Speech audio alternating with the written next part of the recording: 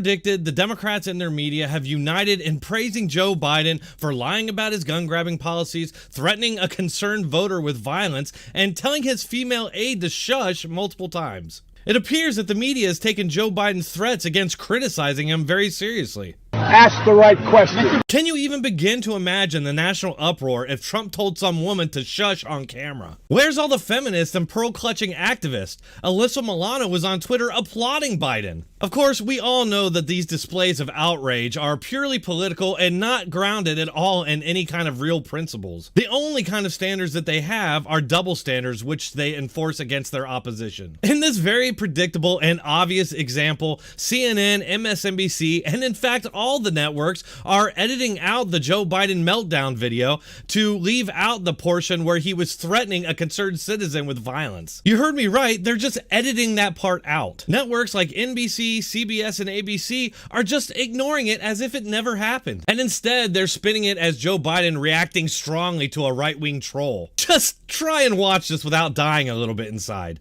On primary day in Battleground, Michigan, a tense confrontation. Joe Biden cursing at an auto worker who went after his views on guns. Take your AR-14s and okay, this is not okay. Hold on. Right. A lot of guys want it. I'm not working. Thanks so much. Give me a break. Don't be such a worried. Wait.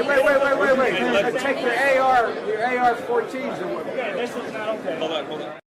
So, as you see, they completely remove the portion where Joe Biden makes the threat. You'll notice that NBC and CBS show it right up to the point where the factory worker says that's not okay and edits it in a way that it appears he was just responding to Biden, not to the fact that Joe Biden's finger was pointed at his face. We'll get right back to exposing this latest media con job, but first I have an important message for all my viewers. Stephen King once wrote, "Panic is highly contagious, especially in situations where nothing is known and everything is in flux. The world we live in today is in flux, filled with a flood of information that's often as much gossip as fact, making it hard to know what the real situation is, making it easy for people to panic and make bad decisions. The only way not to get caught up in that chaos is to have a plan allowing you to avoid dealing with empty store shelves, long lines, and in the worst case, desperate people.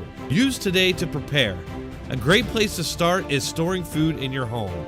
I'm prepared and I ordered even more recently. The experts at My Patriot Supply have told me that orders have now reached about 100 times the normal volume, and they're shipping on a first come, first served basis. With this unprecedented emergency, orders are being delayed, sometimes 8 weeks or more. I urge you to add your order to mine today. Take action so you're ready for what's coming and save $70 on a 2-week emergency food kit when you go to my special website, preparewithdronetek.com. Those that know what's coming are preparing today. Go to preparewithdronetek.com. That's preparewithdronetek.com. Over on Twitter, both NBC and CBS edited the video to remove Biden's threats. And that's strange because doesn't Twitter have a new policy where they remove videos that are deceptively edited? But as we all know, that's just a pretext for them to censor their opposition. Over at CNN, they had nothing but good things to say about Biden's violent outburst, describing the incident as, quote, charming and authentic. It's like they're being in-your-face hypocritical just to be dicks. And by the way, CNN also edited out the threat and makes no mention of it. You have, white factory workers, mostly white men, who own guns, who think the Democrats are going to take them away. I did not say that. That's not true. I did not say that. Joe Biden defending his position on gun control, saying the gentleman on the floor was exaggerating it, that he's not coming to take away their guns. What? He didn't say he was exaggerating. He said he was full of shit. And here we go again with fake journalists carrying water for a Democrat. Here's what Joe Biden actually said. Make something clear. I'm going to guarantee you this is not the last year seeing of this guy. You're going to take care of the gun problem with me. You're going to be the one that leads this effort.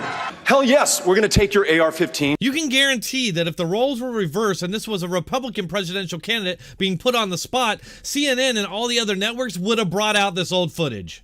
Again, some people see that as charming, a candidate who's willing to air it out face-to-face with the guy on the floor. Some people say, whoa. For his campaign, it's they've pushed it out and said that this shows Biden's authenticity, the no malarkey part of the Biden approach. I think that hurts Joe Biden. No. I mean, his campaign has been tweeting it out, basically. I mean, that shows him pushing back on an issue that is a signature issue. Probably not a Biden voter anyway, there. Yeah. Right, Yeah. seriously. Yeah, that guy did not. Right, Yeah. seriously. Yeah, that guy did not. Do these people not know how they look to anybody that's not a hardcore Democrat? Every single person in that panel took part in the deception for the purposes of protecting and promoting Joe Biden. Would they have talked this way if it was Trump or even Bernie Sanders who had this exchange with a factory worker? Of course not. They would be playing up the portions where he shushes the woman, and they'd be playing up the part where he makes the threats. But instead, unsurprisingly, what we find are fake journalists that are actually Democrat activists who are towing the party line. There definitely won't be any long-winded diatribes from Brian Stelter or anybody in the former Fourth Estate about how the left-wing media are misrepresenting what occurred and are presenting a deceptively edited video to do it. Just stop for a minute and really take in just how corrupt and nefarious this is. We're living in a country that's essentially being held hostage by the propaganda apparatus of one of the political parties. Mark my words, along with big tech, they're gonna steal this election if they can. That's why I need your support to continue this fight. It takes a lot of time and research to put these videos together,